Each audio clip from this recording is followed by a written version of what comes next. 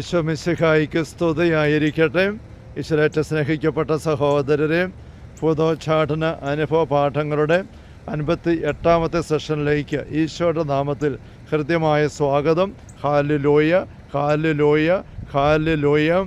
സ്നേഹമുള്ള സഹോദരങ്ങൾ, ഏതാനും മാസങ്ങൾക്ക് മുൻപ് പൈശാചികമായ ആവാസത്തിനിരയായ ഒരു വ്യക്തിയിൽ നിന്നും പിശാചിൻ്റെ അരുവെ ഇറക്കി വിട്ടുകൊണ്ട് പ്രാർത്ഥിക്കുമ്പോൾ കുറേ അല്പം ദീർഘമായ ദിവസങ്ങൾ ദീർഘിച്ച പ്രാർത്ഥനയുടെ അവസാനത്തിൽ ഈ അരൂപി ഇറങ്ങിപ്പോകാനായിട്ട് തയ്യാറായി കഴിഞ്ഞപ്പോഴേക്കും ഈ അരൂപി അതുവരെയും മല്ല് കാണിച്ചും എതിര് പറഞ്ഞും ധിക്കാരം പറഞ്ഞും ഞങ്ങളുടെ പ്രാർത്ഥനയെല്ലാം അലങ്കോലപ്പെടുത്താനായിട്ട് പരിഹാസം പറഞ്ഞും എല്ലാം വയലൻ്റായിട്ട് പെരുമാറുകയും ഒച്ചവെക്കുകയും ഒക്കെ ചെയ്തിരുന്ന അരൂപി ഇറങ്ങിപ്പോകുന്നൊരവസ്ഥയിലേക്ക് വന്നപ്പോഴേക്കും അതിൻ്റെ രീതി മാറിയിട്ട് അത് ദയനീയമായി ഞങ്ങൾ നോക്കാൻ തുടങ്ങി.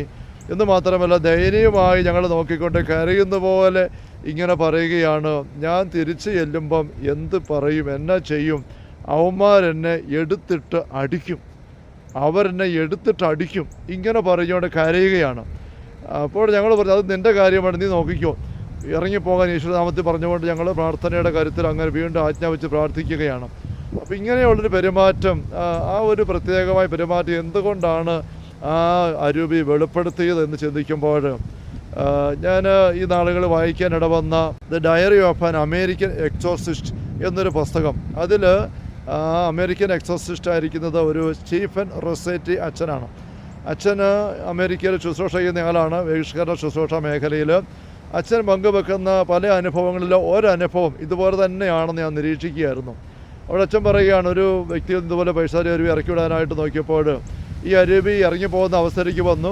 അപ്പോൾ അരൂപി ഇങ്ങനെ ബഹളം വെച്ചുകൊണ്ട് എതിർന്ന അരൂപി കരഞ്ഞുകൊണ്ട് പറയുകയാണ്, they will beat me up, എന്നെ അവരെടുത്തിട്ട് അടിക്കും. ഇതേ വാക്ക് ഇവിടെ ഞാൻ പറഞ്ഞതായ അതേ കമൻറ്റ് തന്നെയാണ് അവിടെ അച്ഛൻ ആ അരൂപി പറയുന്നതിന് പങ്കുവച്ചിരിക്കുന്നത്. അതിനെ വ്യാഖ്യാനിച്ചുകൊണ്ട് അച്ഛൻ ആ ഡയറിയിൽ പങ്കുവെക്കുന്ന കാര്യം ഇങ്ങനെയാണ്: പൈശാചിക അരൂപികൾക്കിടയിൽ പല ഗണങ്ങളുണ്ട്, പല റാങ്കുകളുണ്ട്. തോമസ് അക്വീനാസിനെ ഉദ്ധരിച്ചുകൊണ്ട് അച്ഛൻ പറയുകയാണ്, മാലാഖമാർക്കിടയിൽ 9 ഗണങ്ങളുണ്ട് എന്ന് നമ്മൾ അറിയുന്നുണ്ടല്ലോ. ഏറ്റവും ഉന്നതമായിട്ടുള്ളത് സറാഫുകളാണ്, പിന്നെ കെരൂബുകളാണ്, പിന്നെ സിംഹാസനങ്ങളാണ്. അങ്ങനെ പറഞ്ഞുകൊണ്ട് താഴെ വന്നിട്ട് മുഖ്യദൂതന്മാരും ഏറ്റവും അവസാനം മാലാഖമാരും. ആ മാലാഖമാർക്കിടയിൽ നിന്നൊരു ഗണമാണ് കാവൽ മാലാഖമാരായിട്ടൊക്കെ വന്നിരിക്കുന്നത്. അപ്പോൾ അതിനിടയിൽ ഇങ്ങനെ ആദ്യം മുതൽ അവസാനം വരെ 9 ഗണങ്ങളായിട്ട് 3 സെക്ഷനായിട്ട് റാങ്കുകളായിട്ട് തിരിച്ച് തോമസ് അക്വീനാസ് പഠിപ്പിക്കുന്നുണ്ട്. അത് വെച്ചുകൊണ്ട് ഈ സ്റ്റീഫൻ റൊസേറ്റി അച്ഛന് പറയുകയാണ്, മാലാഖമാർക്കിടയിൽ നിന്നും പിശാചുക്കൾ പിഴച്ച് ഫോളൻ ഏഞ്ചൽസ് അതപതിച്ച് പിശാചുക്കളായിട്ട് മാറിയപ്പോൾ ആ മാലാഖമാർ ദൈവം സൃഷ്ടിച്ച അവസ്ഥയിൽ സ്വർഗത്തിലായിരുന്നപ്പോൾ അനുഭവിച്ചിരുന്നതായ ആ ഒരു ഹയറാർക്കി, ശ്രേണിയുടെ വ്യത്യാസം അവർ നിലനിർത്തുന്നുണ്ട്. അവരങ്ങനെയാണ്. ഉന്നത ശ്രേണിയിലുള്ള മാലാഖമാർ ഭയങ്കര പവർഫുള്ളാണ്. താഴെ ഉള്ളവർക്ക് സ്വാഭാവികമായിട്ട് താരതമ്യേന പവർ കുറവാണ്.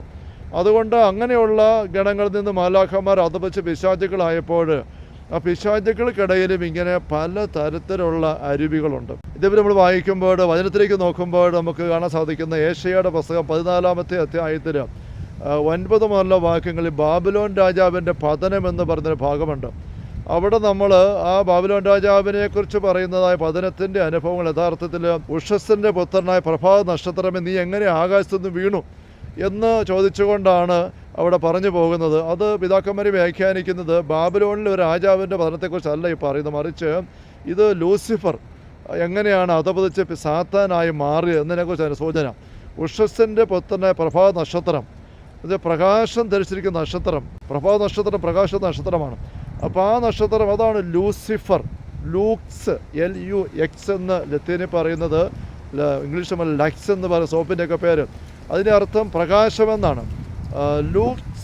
ലൂസിഫർ വെറുപായിട്ട് പറയുമ്പോൾ LUC എന്നാണ് പറയുന്നത്. ലൂസി എന്നുള്ള സ്ത്രീകളുടെ പേരിൻ്റെ അർത്ഥം പ്രകാശമുള്ളവളെന്ന അർത്ഥം. ലൂസിഫർ പ്രകാശം ധരിച്ചിരിക്കുന്ന അരുവി. ക്രിസ്റ്റഫർ നമ്മൾ പറയാറില്ലേ, ക്രിസ്തുവിനെ ധരിച്ചിരിക്കുന്ന ക്രിസ്റ്റഫർ. അപ്പോൾ ലൂസിഫർ പ്രകാശം ധരിച്ചിരുന്ന അരുവി. അപ്പം അങ്ങനെ വലിയ പ്രകാശം നിറഞ്ഞ ദൈവത്തോട് കൂടെയായിരുന്ന ലൂസിഫർ എന്നുള്ള മാലാഖ, ഞാൻ ദൈവത്തെ പോലെയാകും, അത്യുന്നതനെ പോലെ ഞാൻ ആകും എന്ന് പറഞ്ഞുകൊണ്ട് സ്വയം അഹങ്കാരത്തിലേക്ക് പോയി. അങ്ങനെയാണ് അവൻ അധപതിച്ചതെന്നാണ് ഈ യേശയ്യ 14:9 വാക്യങ്ങളിൽ പറയുന്നത്.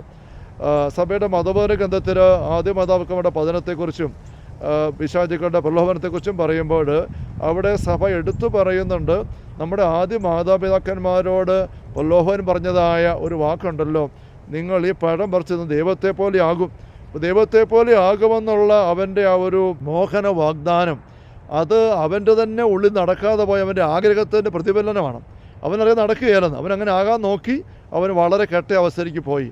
ഇത് അറിഞ്ഞുകൊണ്ട് തന്നെ മറച്ചു വെച്ച് നുണയായിട്ട് അവൻ ഹവ്വയോട് സംസാരിക്കുകയാണ്, ഈ പഴം നിന്ന് ദൈവത്തെ പോലെ ആകും. ഇത് ചൂണ്ടിക്കാണിച്ചുകൊണ്ട് സഭയുടെ മതബോധന ഗ്രന്ഥം, ഞാനീ പറഞ്ഞതായ ആദ്യ മാതാപിതാക്കളുടെ പാപത്തെക്കുറിച്ച് പരാമർശിക്കുന്നതായ 398, 99, 400 ഖണ്ഡികളിൽ കാണാൻ പറ്റും. ആദ്യ മാതാപിതാക്കന്മാരുടെ പ്രലോഭം പറഞ്ഞതായ വാക്കുകളിൽ അവൻ്റെ തന്നെ അധപതനത്തിൻ്റെ ഹേതുവായ അഹങ്കാര മനോഭാവം തിളങ്ങി നിൽക്കുന്നത് അലയടിക്കുന്നത് നമുക്ക് കാണാനായിട്ട് പറ്റും. അങ്ങനെ പിശാചുക്കളുടെ തലവനായി ലൂസിഫർ സാത്താനായി പുരാതന സർപ്പമായിട്ട് അധപതിച്ചു. വെളിപാട് പുസ്തകത്തിൻ്റെ 12-ാമത്തെ അധ്യായത്തിൽ 3-4 വാക്യങ്ങളിൽ ഈ പുരാതന സർപ്പത്തെക്കുറിച്ചുള്ള സൂചന നമ്മൾ കാണും. ദർശനത്തിൽ യോഹന്നാൻ കണ്ട് പറയുന്നൊരു വലിയ ആടെ കാണപ്പെട്ടു. എന്നിട്ട് ആ സർപ്പത്തിൻ്റെ വാല് ആകാശത്തിലെ നക്ഷത്രങ്ങൾ 3-1 വാരിക്കൂട്ടി ഭൂമിയിലേക്ക് എറിഞ്ഞു എന്ന് നമ്മൾ വായിക്കുന്നത് 4-ാം വാക്യം. ഇതേക്കുറിച്ച് പിതാക്കന്മാർ വ്യാഖ്യാനിക്കുന്നത്, ഈ ലൂസിഫർ എന്നുള്ള പ്രഭാത നക്ഷത്രം, ഏറ്റവും വലിയ ശോഭയേറുന്ന മാലാഖ, അധപതിച്ചപ്പോൾ അവൻ വലിയ ഉയർന്ന റാങ്കിലുള്ളതായിരുന്നു. അവൻ ഒറ്റയ്ക്കല്ല പോയത്, അവൻ്റെ സ്വാധീനത്തിൽപ്പെട്ട ഈ മാലാഖമാരിൽ 3-1 കൂടെ അവൻ തൻ്റെ കൂടെ കൂട്ടിച്ചേർത്തു, പിടിച്ചുകൊണ്ട് പോയി വഞ്ചിച്ചു, ആ വഞ്ചനപ്പെടുത്തി. അതാണ് വാലുകൊണ്ട് വാരിക്കൂട്ടി ഭൂമിയിലേക്ക് എറിഞ്ഞു. അപ്പോൾ ആകാശ നക്ഷത്രങ്ങൾ, അത് മാലാഖമാരുടെ സൂചന. അപ്പോൾ അതുകൊണ്ട് പിശാചുക്കൾ ആയിട്ട് നമ്മൾ കാണുന്ന അരുവികൾക്കിടയിൽ ഇങ്ങനെ മാലാഖമാരുടെ ഏതാണ്ട് 9 വൃന്ദങ്ങളിൽ നിന്ന്, ഒരുപക്ഷെ 9-ൽ നിന്നോ അല്ലെങ്കിൽ ഭൂരിഭാഗം റാങ്കുകളിൽ നിന്നോ അധപതിച്ച പൈശാചിക അരുവികളുണ്ട്. ഇത് നമ്മൾ തിരിച്ചറിയേണ്ട കാര്യമാണ്. ഇത് ഒത്തിരി ആത്മീയമായ പ്രസക്തിയുള്ള കാര്യമാണ്. കാരണം നമ്മൾ ഒരു പൈശാചിക ആക്രമണത്തെ മറികടക്കാനായിട്ട് നോക്കുമ്പം നമുക്കെതിരെ നമ്മുടെ വീട്ടിൻ്റെ മേഖലയിൽ അല്ലെങ്കിൽ നമ്മൾ സഹായിക്കാൻ നോക്കുന്ന വ്യക്തിയുടെ മേഖലയിൽ, നമ്മുടെ തന്നെ ജീവിതത്തിൽ നമ്മളെ ആക്രമിക്കുന്നതായ പിശാച് കയറി പിടിച്ചിരിക്കുന്നതായ പ്രത്യേകമായ ബലഹീനതയുടെ പാപത്തിൻ്റെ മേഖല, അല്ലെ ആക്രമണത്തിൻ്റെ സാമ്പത്തിക ബന്ധങ്ങളുടെ, അല്ലെങ്കിൽ ഏത് മേഖല ആയിക്കോട്ടെ, അങ്ങനെ പോലെ പ്രവർത്തിക്കുന്ന തിന്മയുടെ അരൂപി കൂടിയതാണോ കുറഞ്ഞതാണോ റാങ്കിൽപ്പെട്ടത് എന്നുള്ളത് അനുസരിച്ചാണ് നമുക്കതിനെ എന്തുമാത്രം എളുപ്പത്തിൽ ഇറക്കി വിടാൻ അല്ലെങ്കിൽ മറികടക്കാൻ ജയിക്കാൻ നമുക്ക് സാധിക്കുമെന്ന് വരുന്നത്.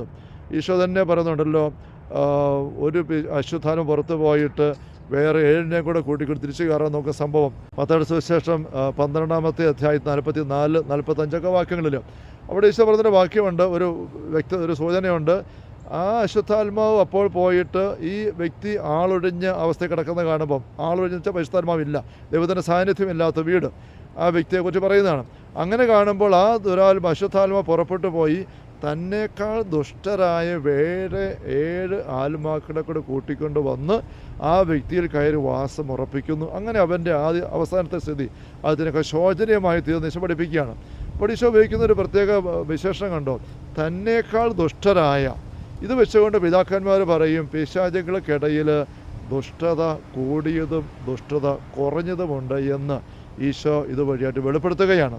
അപ്പോൾ നമ്മൾ സൂചിപ്പിച്ചു, ഞാൻ ആരംഭത്തിൽ പറഞ്ഞ സംഭവത്തിൽ ഈ ഇറങ്ങിപ്പോകാൻ നേരത്തെ പൈശാചിക അരുവി പറയുകയാണ്, ഞാൻ എന്ത് ചെയ്യും, അങ്ങനെയെല്ലാം അവമാനം എടുത്തിട്ടടിക്കുമല്ലോ. അത് വെച്ചുകൊണ്ട് അമേരിക്കൻ എക്സോസിസ്റ്റായ സ്റ്റീഫൻ റൊസെറ്റി പറയുകയാണ്, ഈ പിശാചുക്കളിൽ പല റാങ്കുകളുണ്ട്, മാലാഖമാർക്കിടയിൽ റാങ്കിൻ്റെ ആ ഒരു അവസ്ഥ. അതുകൊണ്ട് നമ്മൾ ശുശ്രൂഷ നടത്തി പിശാചിനെ ഇറക്കിവിടാൻ നോക്കുമ്പോൾ ആദ്യം ഇറങ്ങിപ്പോകാൻ ഇടവരുന്നത് ശക്തി കുറഞ്ഞ പൈശാചിക അരൂപികളായിരിക്കും. ശക്തി കൂടിയന്മാർ മാറി നിൽക്കും, പിടിച്ചു നിൽക്കും. ശക്തി കുറഞ്ഞവയായിരിക്കും ആദ്യം വെളിപ്പെട്ട് പുറത്ത് പോവുക. അപ്പോൾ അങ്ങനെ ഒരു പുറത്ത് ഇറങ്ങിപ്പോകുന്നു എന്ന് വെച്ചുകൊണ്ട് മുഴുവൻ ബന്ധനം അഴിഞ്ഞു എന്നർത്ഥം വരുന്നില്ല. കൂടി തന്നെ ഉണ്ടാവുമെന്ന സൂചനയുണ്ട്. മാത്രമല്ല, ചിലപ്പോഴൊക്കെ നമ്മൾ പ്രാർത്ഥിക്കുമ്പോൾ എളുപ്പത്തിൽ വിടുതൽ കിട്ടുന്നില്ല എന്ന് കാണുന്നിടത്ത് അവിടെ നമ്മൾ ജയിക്കാൻ നോക്കുന്ന, തോൽപ്പിക്കാൻ നോക്കുന്ന തിന്മയുടെ അരുവി ശക്തി കൂടിയതായിരിക്കാം എന്നൊരു സാധ്യത നമ്മൾ പരിഗണിക്കേണ്ടതായിട്ടുണ്ട്, പ്രാർത്ഥന കൂട്ടേണ്ടതായിട്ടുണ്ട്. നമുക്ക് അല്പം കൂടി ഇതേപ്പറ്റി ചിന്തിക്കേണ്ടതായിട്ടുണ്ട്. വരും ശേഷം നമുക്ക് അതേപ്പറ്റി വായിക്കാൻ ചിന്തിക്കാം. Hallelujah, hallelujah. കർത്താവ് യേശുമിശിഹായുടെ സമൃദ്ധമായ കൃപയും അനുഗ്രഹങ്ങളും പിതാവായ ദൈവത്തിൻ്റെ അവർണ്ണനീയമായ സ്നേഹവും പരിശുദ്ധാത്മാവായ ദൈവത്തിൻ്റെ നിരന്തരമായ സ്നേഹമുള്ള സഹോദരങ്ങളെ നാം എല്ലാവരും കൂടെ ഉണ്ടായിരിക്കട്ടെ, ഇപ്പോഴും എപ്പോഴും എന്നേക്കും. ആമേൻ. Ave Maria, Ave Maria, Ave Maria.